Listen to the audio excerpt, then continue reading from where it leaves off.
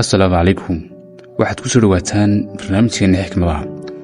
Waxaynu ka soo xigi doonaa buugga 707 xikmadood oo uu qoray Cabdirasaaq Xasan. Waxaan idinla socodsiinayaa anigoo Abuukar Dhakhtar.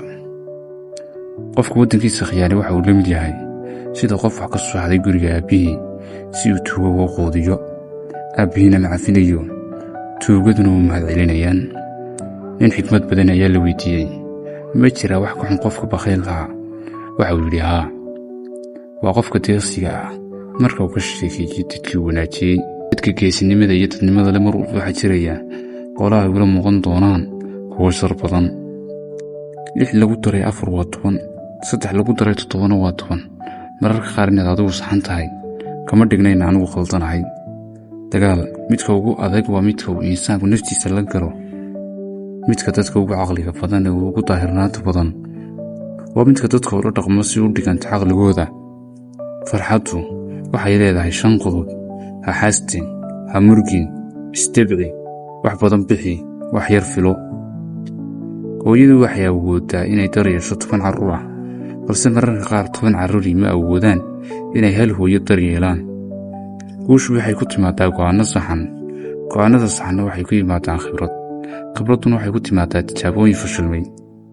Dadku ma jecla runta iyo daacadnimada. Dadku waxay jecel yihiin ku-tirikataanta iyo khiyaanada. Muslim ayaan ahay. Islaamkuna waa diin dhammaystiran, balse anigu ma ihi insaan dhammaystiran. Haddii aan qaldamo diinta islaamka ha ku eedaynin ee aniga igu eeday. Iyadoo su'aalaha maalinka aakhiro ay isku wada mid yihiin oo laynoo sii sheegay, haddana dadka badankii way ku dhacayaan imtixaankaas.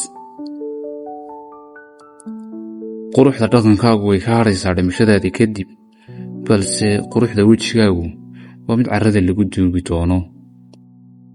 Farqiga u dhexeeya doqonnimada iyo caaqilnimada waa in caaqilnimada ay xuduud leedahay. Markaad faraxsan tahay si qoto dheer u fiiri wejiyada dadka, waxa kuu muuqanaya liisku cusub noloshaada oo ciwaankiisu yahay cadow iyo saaxiib. Wakhtigu waxuu beddelayaa dhaqanka dadka ee ma beddelayo jiritaankooda dambe. Qofka asalka ahi waxa uu ahaanayaa asal xataa haddii uu darrin ku seexdo. Midka liitana waxa uu ahaanayaa mid liita xataa haddii xariir uu goglado.